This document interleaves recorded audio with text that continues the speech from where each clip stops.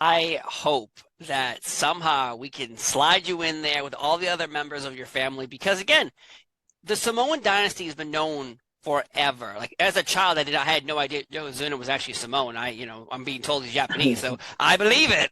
And in today's world, though, everyone's aware of where we've come from, where we're going. So hopefully, we get to see you in the Bloodline storyline because recently Roman Reigns, a member of your family, he defeated lost, yeah, right. He defeated LA Knight at Crown Jewel, and I believe the rumor online was like, "Oh, Lance is gonna be there. Lance is gonna help Roman." Yeah. Are I you reading all these rumors? I so I had a friend because I play slow pitch softball like as a hobby. So and one of my teammates, he's a big fan. He goes, "Oh man, are you going to Saudi?" I said, "Nah." I said, and he goes, "Oh man." He goes, "I'm reading all over the internet that you're running in and you're costing LA Knight." And then I heard also you're costing Cody where he's not finishing his story at WrestleMania. Said, man, Philadelphia's only an hour away, so I you just never know. Yes, we don't know. So when you're watching this, though, when you're watching that your relatives are on top of the world, and it's not like, oh, they're doing well. They're on top of the world. The WWE is doing more business than they ever have their entire life, more than the Golden Era, more than the Attitude Era, more than Ruthless Aggression. The business, the money, it's incredible. But on top are your relatives, Roman Reigns, Jey Uso, Jimmy Uso, Solo. How does that make you feel, and how proud are you of your family members because they've all been doing well, but now they're the kings of the kingdom? Man,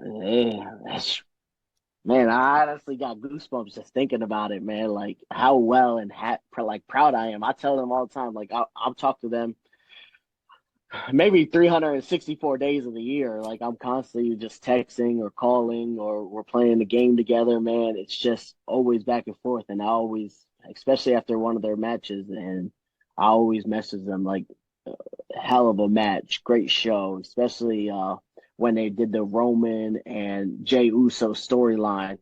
Man, like it was just back and forth and man, I just got goosebumps and I was just happy. Like to see my family because we always like I always grew up like watching The Rock, my dad, Yokozuna. I never really seen much of my grandfather, but now actually like following my family. Like I don't know, like how to explain it, like how Rikishi and my dad watched Yokozuna win the heavyweight title. That's who they grew up with, and they were in the business with.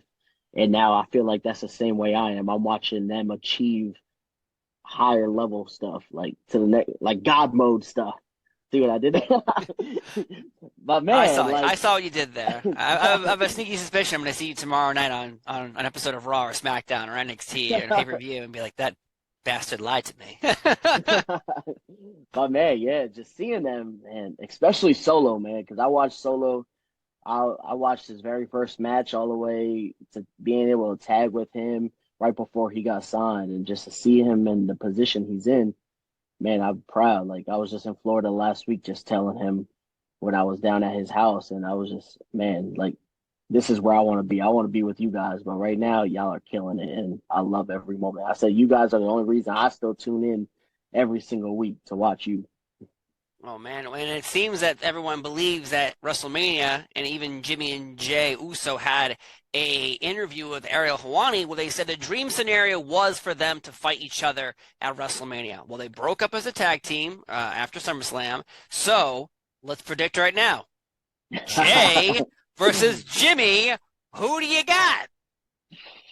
Ah, man, I I have to go with dang, I don't even know, man. Like solo running. Double spike pins them both. Yeah, nah, but definitely, man. I think I gotta go with Jey Uso, man. Main event Jey Uso. Just man, because ever since COVID and Jimmy was out, man, he's been on a whole nother level. He's shown his ability, and he can basically put the company on his back right there with Roman and Cody Rhodes. Yeah. I agree. The crowd reactions to Jey Uso when he puts his hands in the sky and goes like this, and Oh everyone my does it God, with yeah, him. It's like a whole new set of excitement because everyone used to love the Usos when they would do their traditional dance in the aisleway, and then they liked them in this brand new version, heels, good guys, bad guys. Jey Uso's on fire right yeah. now. So is Jimmy though. Oh yeah, man. Jimmy, I feel like is now becoming more of himself, and that's how he is in person. And man, hey, I love seeing it.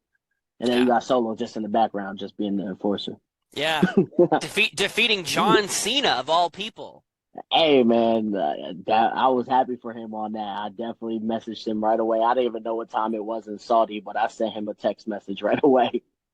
Yeah. And then I read that that might be John Cena's last match. I don't know, man, but who Yeah, knows? I don't know But because if the writer strike's over, the actor strike is over, so John Cena now can return back to Hollywood, make movies, and go on the red carpet. So in reality, if that's the end, we were lucky enough to have a little more of John Cena than we ever were going to get because if movies were still being done and we wouldn't have had him on SmackDown every single week.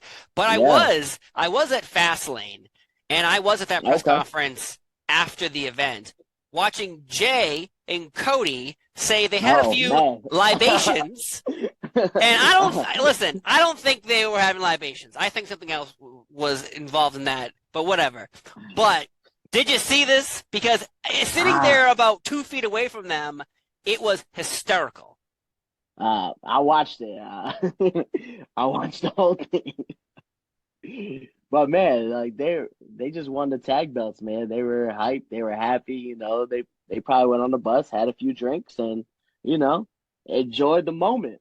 You Oh, they know, enjoyed it. that's those are both generation wrestlers, man. Tag champs, and man, I wish I was there to party with them. Whatever they were doing, I think everyone wished they were there to party Because with them. were they the first match on the show? They were, I don't know where, I forget where the time frame that match happened, but I think it was Yeah, yeah, it was I very early believe on. it was very early on, so they had the rest of the night to just celebrate. Uh-huh. Yeah. It sounded like a good time. Oh my God. Watching Jay, when he first walked in, he just pacing back and forth. Then he sat down way over here. Then Cody sat way over here. And it's so funny because I'm not sure if they showed it on on Peacock, but Jay just going, ugh, ugh. He's moving his seat, but he's not picking it up. He's just dragging it so slow all the way to Cody. It was classic. And Cody Rhodes even said that was one of the top moments of his career. Wow, yeah. So my thing was when Jay kept having the straps, I was like, man, just set the belts down. But the one kept flopping over. I'm like, He's like, ugh, ugh. Oh yeah. man.